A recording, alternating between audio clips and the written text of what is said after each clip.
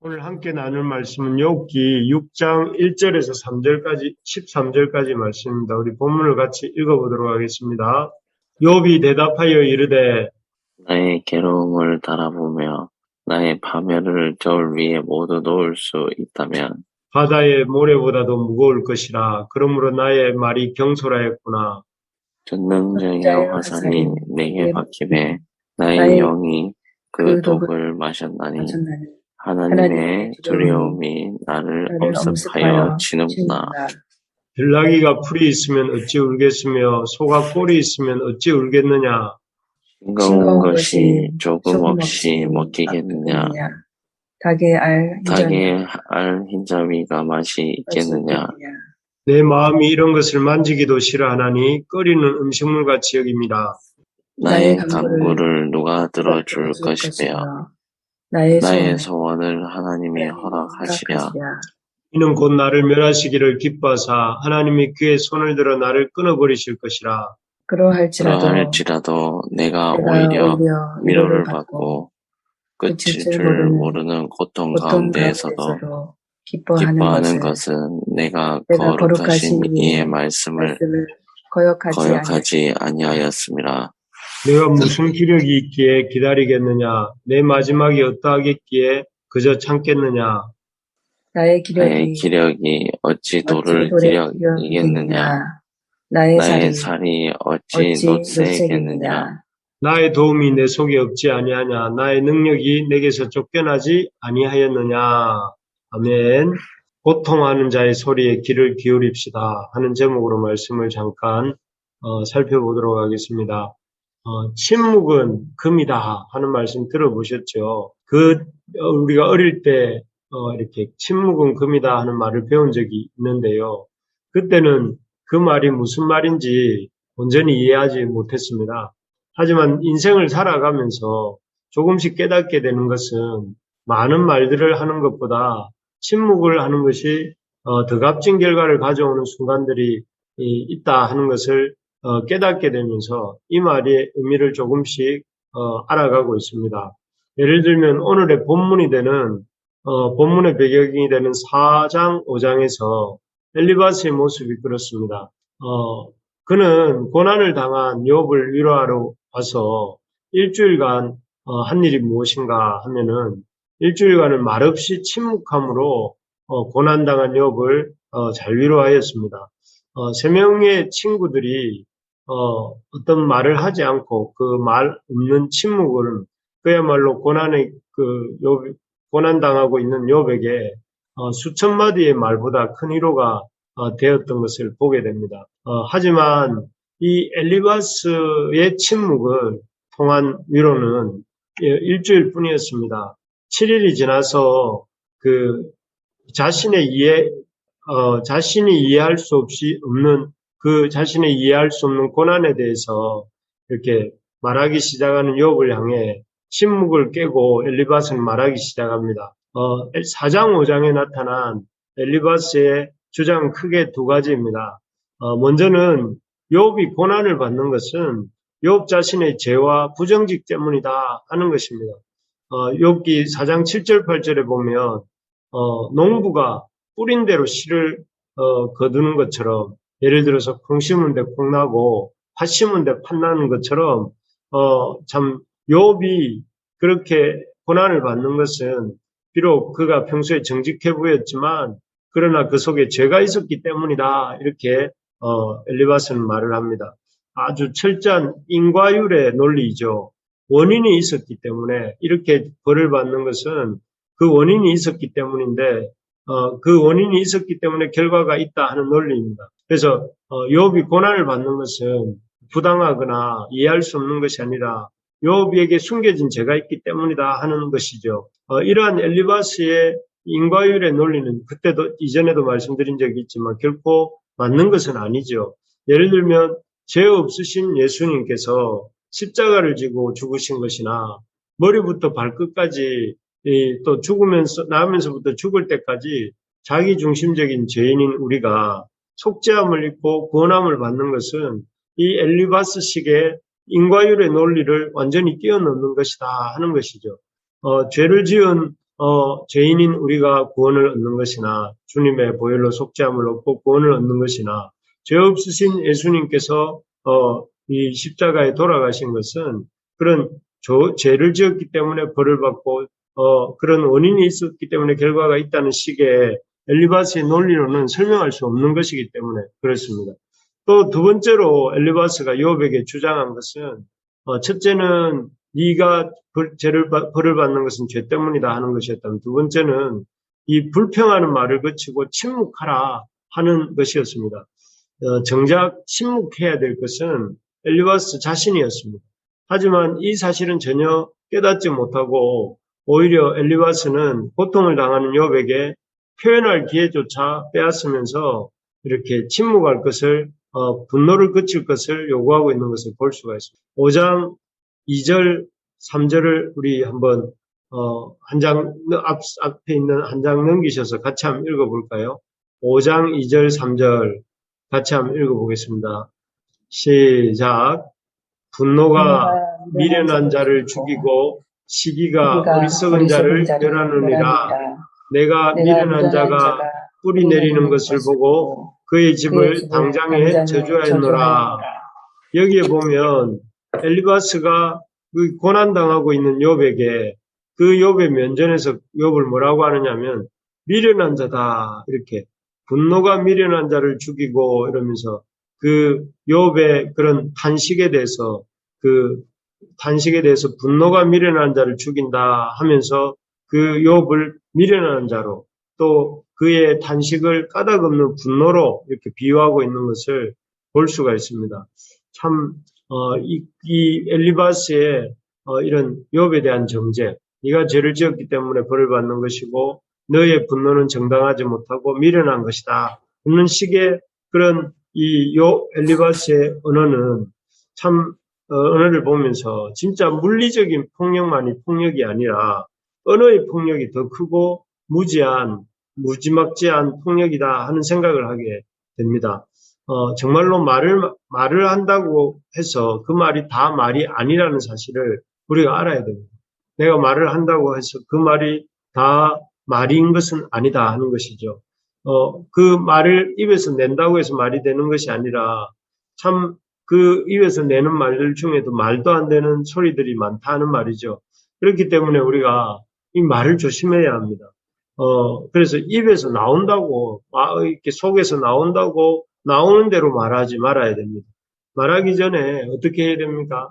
그 말이 상대방의 그 말을 들을 상대방의 입장을 충분히 생각하면서 또 내가 이렇게 하는 말들이 우리의 상대방에 어떤 힘든 영향을 줄지를 아주 진지하게 생각해 보면서 말을 천천히 조심해서 할 수 있는 우리가 되기를 원합니다. 그래서 할 수만 있으면 이렇게 말을 많이 하기보다는 말을 많이 해서 이렇게 상대방에게 어필하기보다는 이런 사랑의 성경과 행동을 앞세우는 우리가 되기를 바랍니다.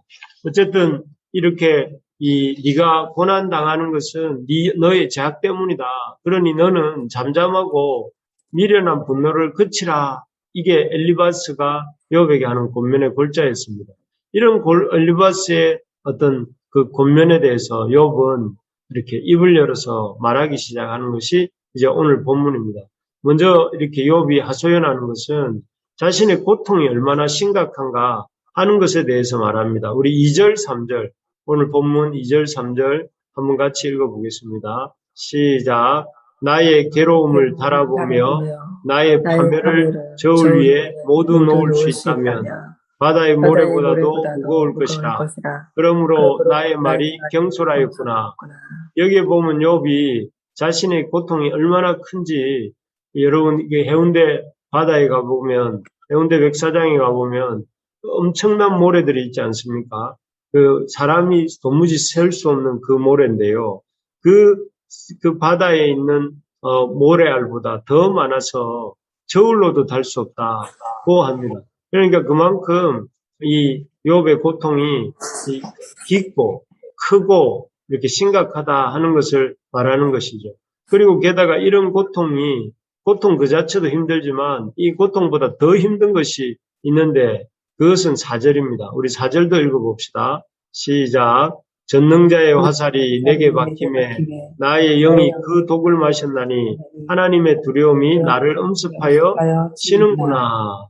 여기 보면 욥이 더 견딜 수 없는, 마치 독을 마신 사람이 죽어가는 것처럼 자신을 죽게 만드는 것이 무엇이냐면은 자신의 고통의 원인이 바로 전능자의 화살, 왜 날아왔는지 이유는 알 수 없지만 이 하나님의 독화살이 날아와 자신에게 박혔기 때문이다 라고 합니다.